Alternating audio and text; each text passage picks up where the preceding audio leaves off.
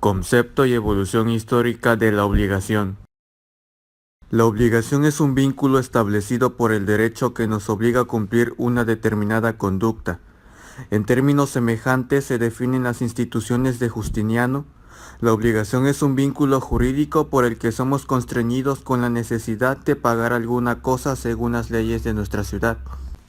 Además, en una cita de Paulo, en el Digesto encontramos que la esencia de una obligación no consiste en que uno haga nuestra una cosa o una servidumbre, sino en constreñir a otro para que nos dé, haga o indemnice algo.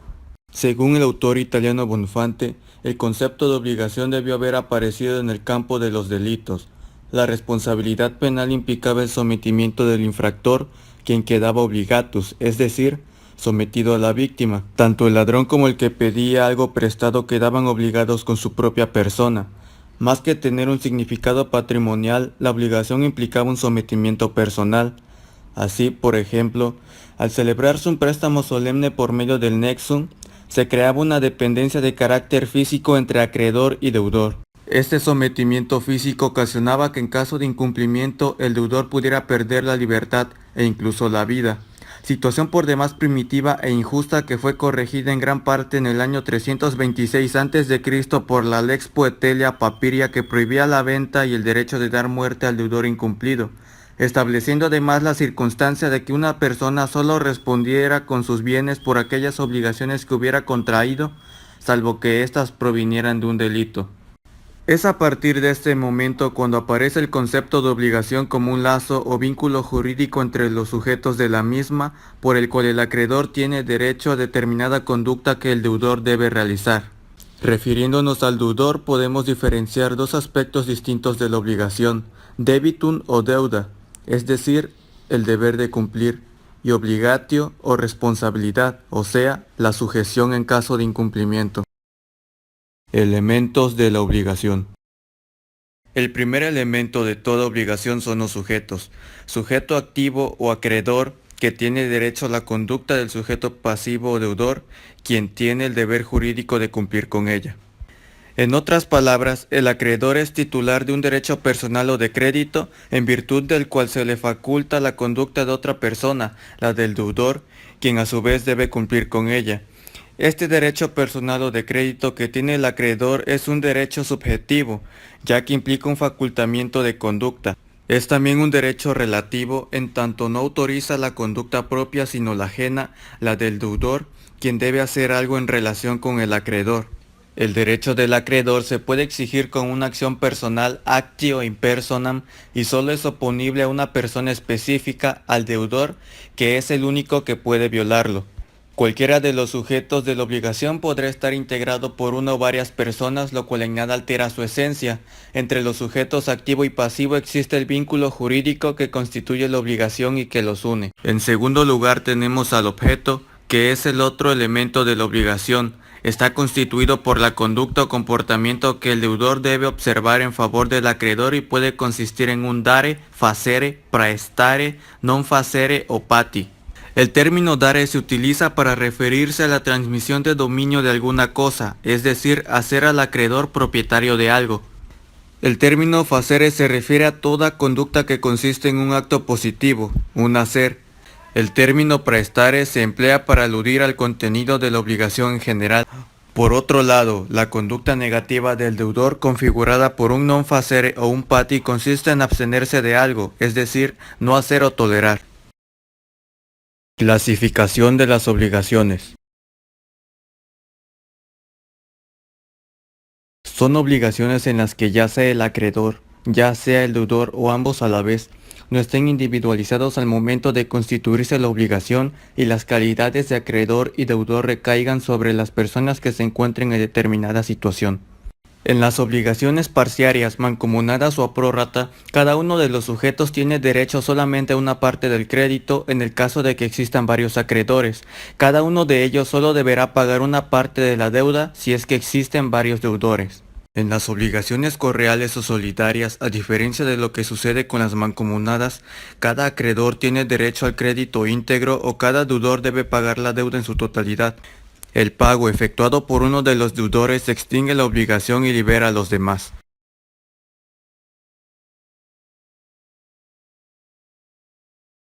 En las obligaciones divisibles la prestación se puede cumplir de forma fraccionada sin que por ello sufra menoscabo. En las indivisibles sucede lo contrario. Son obligaciones genéricas aquellas en las que el deudor está obligado a entregar algo indicado solo por su género. En las obligaciones específicas el objeto está individualizado. Las obligaciones alternativas establecen dos o más prestaciones de las cuales el deudor solo debe cumplir con una. La elección le corresponde al deudor, salvo que se hubiera convenido otra cosa. En las obligaciones facultativas, en cambio, solo se establece una prestación.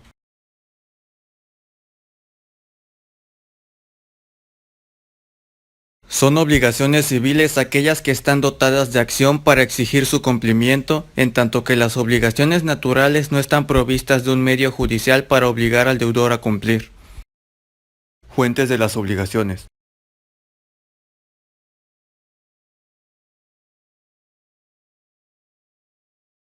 Elementos del contrato. Los elementos que integran todo contrato pueden ser divididos en dos grupos, los elementos esenciales y los elementos accidentales. Elementos esenciales del contrato. Estos elementos son 5. Número 1. Sujetos.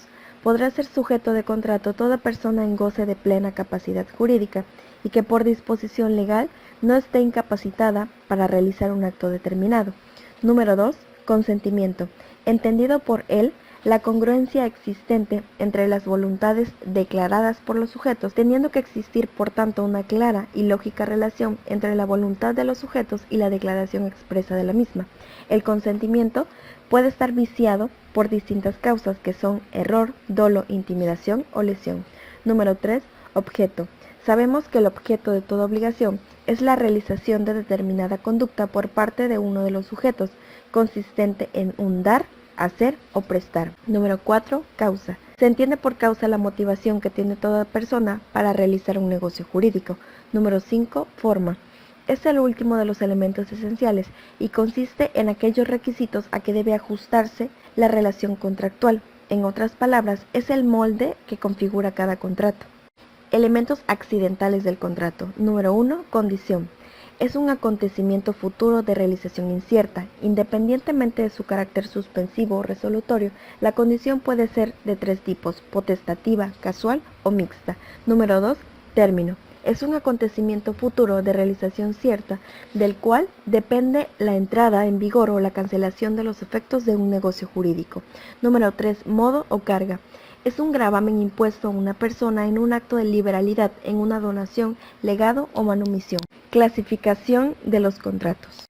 Si atendemos a una clasificación de los contratos, observamos que estos se clasifican de acuerdo con diversos criterios. Por tal razón, un contrato en particular encaja dentro de varios de ellos. De este modo, es posible efectuar una primera clasificación en contratos nominados y contratos innominados, siendo el primero aquel que tiene nombre específico y particular confirmado por el derecho, por ejemplo, mutuo, depósito, compraventa, etc., y tienen cada uno acciones específicas individualmente denominadas que los tutelan. Por su parte, el contrato innominado era aquel que no formaba parte de los clásicos contratos nominados del derecho romano.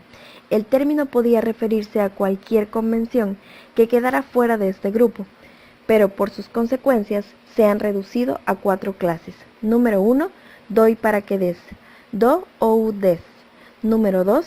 Doy para que hagas. Do out facies. Número 3. Hago para que des. Facio ut des. Número 4. Hago para que hagas. Facio ut facies. Teniendo en cuenta la primera clasificación, nos lleva a los contratos nominados y estos pueden ser agrupados en 4 categorías. Contratos verbis o verbales. Sabemos que estos contratos se perfeccionan mediante la pronunciación de determinadas palabras solemnes a través de las cuales las partes quedaban obligadas. Los contratos verbis son los siguientes.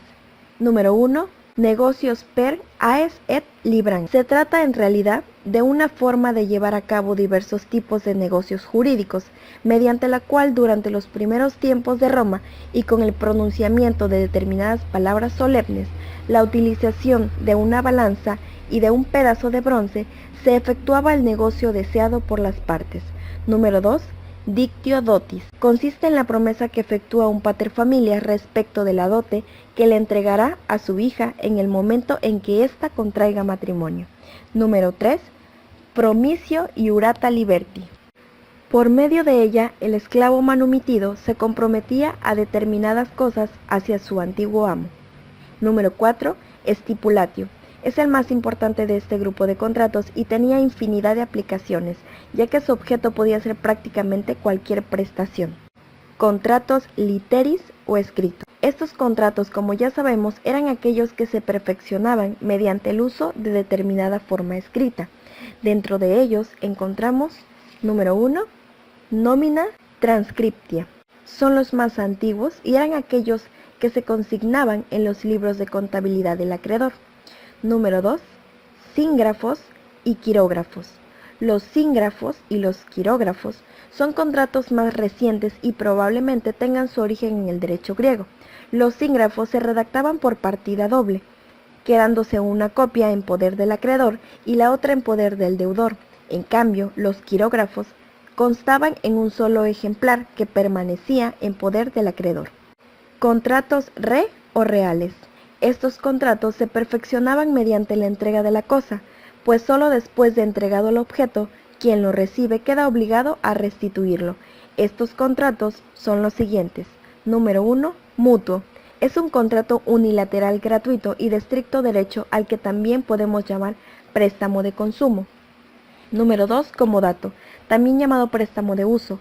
Es un contrato sinalagmático imperfecto, gratuito y de buena fe, por medio del cual una persona llamada comodante le entrega una cosa no fungible a otra llamada comodatario para que éste la use para determinado fin y la devuelva dentro del plazo fijado. Número 3. Depósito. Otro de los contratos reales es este, mediante el cual una persona, el depositante, entrega a otra, el depositario, una cosa mueble para su guarda que debe ser devuelta a su requerimiento. Número 4. Prenda.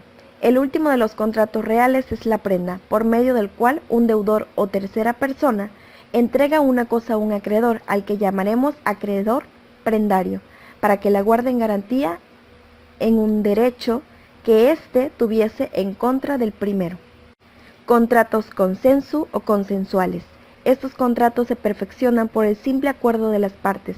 El elemento consentimiento, visto desde un punto de vista subjetivo, es lo más importante en ellos y puede ser manifestado verbalmente, por escrito o de forma tácita. Compraventa.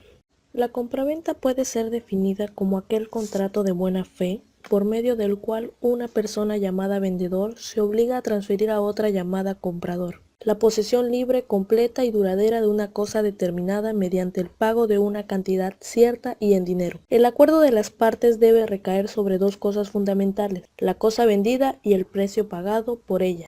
Locatio conductio. Otro de los contratos consensuales es la locatio conductio, que es un contrato sinalagmático y de buena fe por el cual una persona se compromete a proporcionarle a otra el goce temporal de una cosa no consumible, o bien a ejecutar en favor de ella un determinado trabajo mediante una retribución periódica y en dinero.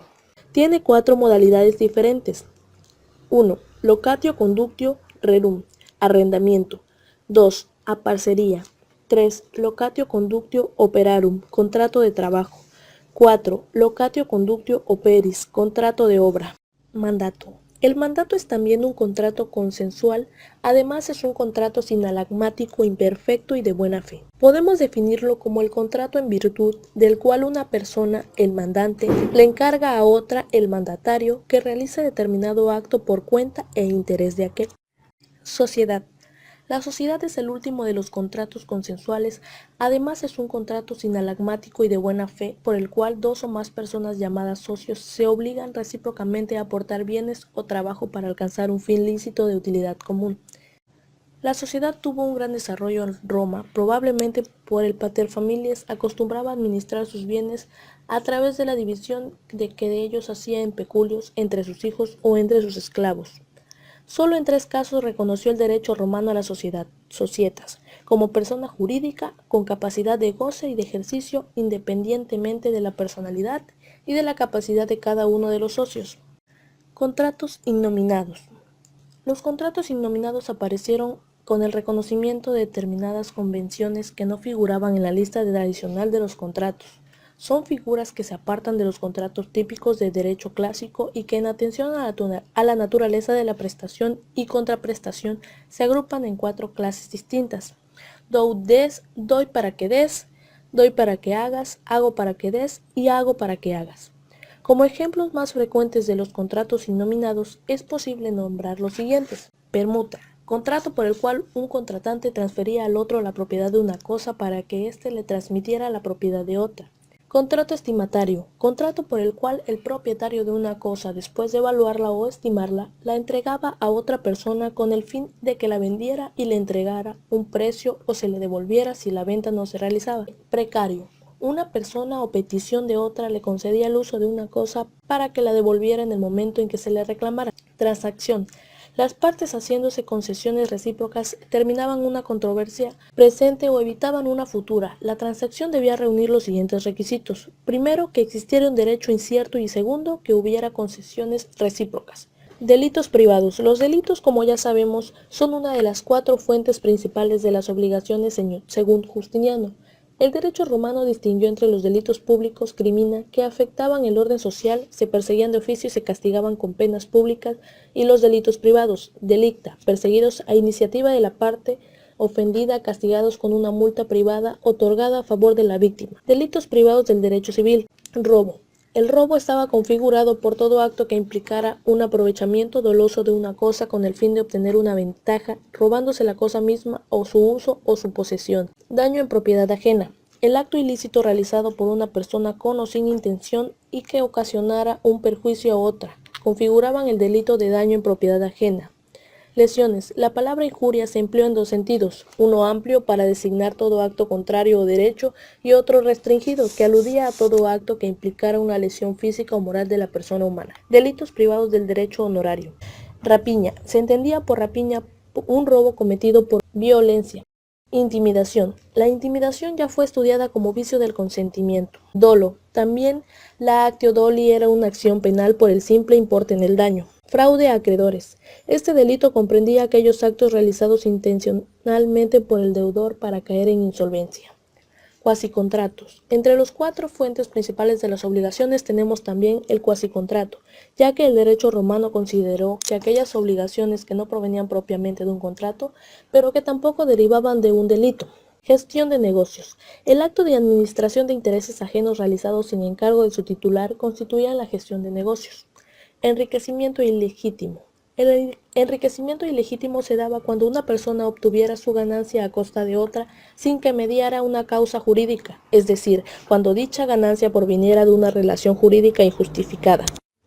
Lex Rodia de Iactu. Esta ley regulaba el comercio marítimo y disponía que la pérdida ocasionada por la rechazón de mercancías fuera soportada proporcionalmente por todos los interesados. Cuasidelitos. Las 4 figuras de cuasidelito mencionadas en el Corpus Iuris son las siguientes. 1. Torpeza o deshonestidad judicial. El juez que hacía lo suyo al proceso, es decir, que dolosa o negligentemente dictaba una sentencia injusta. Effusum et decto. El habitante de una casa desde la cual se arrojara algo en la vía pública ocasionando un daño respondía por el doble del valor de este. Positum et suspensum. También era responsable el habitante de una casa que colocara o suspendiera algún objeto que con su caída pudiera causar un daño. Responsabilidad de navieros, posaderos y dueños de establos. Al estudiar los pactos vimos que por uno de los de receptum, las citadas personas se hacían responsables por los actos dejados bajo su custodia. Cuando hablamos de cumplimiento de las obligaciones, nos referimos a la realización de determinada conducta por uno de los sujetos. Esta puede ser de 3 formas. La primera, la cosa que el obligado debe dar cuando se trata de un objeto. El hecho que el obligado debe hacer cuando se trata de alguna acción. Y el hecho que debe de abstenerse de hacer en caso de que la acción tenga que omitirse para cumplir una obligación. Generalmente la obligación se cumple. Esto quiere decir que el deudor va a realizar la prestación debida. Sin embargo, puede darse el caso en que el deudor no cumpla o de que se retrase en el cumplimiento, es decir, que incurra en mora. El incumplimiento entonces es la no realización de la prestación debida por parte del deudor al acreedor. De esta manera tenemos diferentes causas del incumplimiento de las obligaciones. La primera de ellas es la mora, el retraso culpable o doloso en el cumplimiento de una obligación. La mora se clasificaba en la época del derecho romano en dos distintas, la mora debitoris y la mora creditoris. La primera de estas corría a cargo del deudor. Era un retraso del pago o una deuda vencida, y en caso de que hubiera daños, tendría que ser pagada por el deudor. Por otro lado, tenemos la mora creditoris. Esta corre a cargo del acreedor y sucedía en caso de rechazo injustificado del pago que le hace el deudor. En caso de que sucediera, eliminaba la mora del deudor. Otra forma de incumplimiento de las obligaciones es el dolo. El dolo existe cuando voluntariamente el deudor no cumple la obligación con la intención de dañar al acreedor, ya sea al dar, al hacer o al no hacer. El dolo consta de diferentes elementos. El primero de ellos es un acto o una omisión del deudor. El segundo, la intención de llevar a cabo dicho acto. Y el tercero, que este acto traiga un perjuicio económico a la otra parte. La tercera forma de incumplimiento de las obligaciones es la culpa. Esta se da cuando el deudor ocasiona un daño al acreedor por su falta de cuidado o negligencia. En el derecho romano se tenían clasificaciones de acuerdo a su grado. La primera, la culpa lata, o sea, la culpa grave o excesiva negligencia, y la culpa levis, que es menos grave y que a su vez podía ser in abstracto o inconcreto. Hablamos de la culpa in abstracto cuando se considera el comportamiento de una persona normal como referencia, de manera que el deudor incurrirá en esta culpa si su comportamiento excede ciertos límites normales. Si el incumplimiento fuera imputable al deudor por dolo o culpa, el acreedor podía demandar el incumplimiento o la rescisión del contrato, más el pago de una indemnización por daños y perjuicios. El caso fortuito o fuerza mayor es un acontecimiento no imputable al deudor que hace imposible el cumplimiento de una obligación. Puede consistir en un hecho natural, como una inundación o un terremoto. Puede ser un hecho jurídico, como cuando se sustrae del comercio una cosa, y finalmente también puede considerarse como caso fortuito una causa irresistible como la guerra. En estos casos, el deudor quedaba liberado a menos que se hubiera convenido lo contrario o estuviera en mora. 1. Cesión de créditos. En la cesión de créditos tenemos la sustitución del acreedor por otra persona a quien se le transmiten derechos nacidos del vínculo obligacional. El acreedor original recibe el nombre de cedente. El nuevo acreedor se llama cesionario. El deudor, que sigue siendo el mismo, se designaba como el cesus, que significa el cedido. La cesión podía obedecer a diferentes causas, como por ejemplo una compra-venta o una donación. La cesión de créditos se hacía por novación o por una procuratio in rem suam. Este procedimiento tenía algunos inconvenientes. Antes de la litis contestatio, el mandante podía cobrar válidamente al deudor. También podía perdonar la deuda, conceder una prórroga o revocar el mandato. Y si moría, el negocio quedaba extinto. Número 2. Asunción de deudas. En este apartado tenemos la sustitución del deudor por otra persona que asume la deuda, es decir, que se compromete a pagar la deuda. Extinción de las obligaciones. El modo normal de extinguir una obligación es el pago o cumplimiento realizado por el deudor. Sin embargo, existen otros hechos que, sin implicar la ejecución efectiva de la obligación, tienen un efecto liberador al deudor. A finales de la época republicana, los modos extintivos de las obligaciones se clasificaron en dos grandes grupos. El pago o cumplimiento también llamado solutio en latín, es el modo normal de extinguir la obligación. Este se refiere no solo a la entrega de una cantidad líquida, sino a todo cumplimiento de la prestación, cualquiera que fuera su forma. 2. Novación. Ya sabemos que la novación es la sustitución de una obligación por otra. En lugar de la antigua obligación, surge una nueva. Al modificarse uno de los elementos de la primera, la nueva obligación extingue a la antigua. La novación puede afectar a los sujetos o al objeto. En el primer caso estaríamos frente a una transmisión de crédito o de deuda. En el segundo, la nueva obligación debía contener algo nuevo. Para que existiera la novación, ambas partes deberían declararlo expresamente. 3. Confusión. Este modo extintivo de obligación consiste en que coincidan en una misma persona la calidad de acreedor y deudor, por ejemplo, como consecuencia de una herencia. 4. Pérdida de la cosa debida. Si el objeto de obligación fuera una cosa específica y se perdía por alguna causa no imputable al deudor, la obligación se extinguía. 5. Mutuo consentimiento. El mutuo consentimiento o consenso contrario opera en relación con las obligaciones nacidas de contratos consensuales. 6. Concurso de causas lucrativas. Existe cuando el acreedor adquiere por diferente causa el objeto específico que se le adeuda. La adquisición por título diferente de la misma cosa extingue la obligación, pues no es posible que ésta recaiga sobre lo que ya está en dominio del acreedor. 7. Muerte.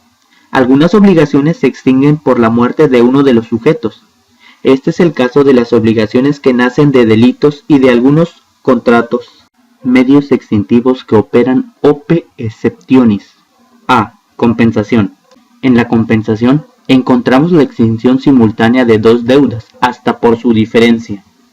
Esta figura aparece cuando el deudor opone al acreedor un crédito que tiene a su vez en contra de éste. B. Pacto de non pretendo. Es el pacto o acuerdo informal de remisión o perdón de deuda. Extingue cualquier obligación siempre y cuando se intercale como excepción en la fórmula respectiva.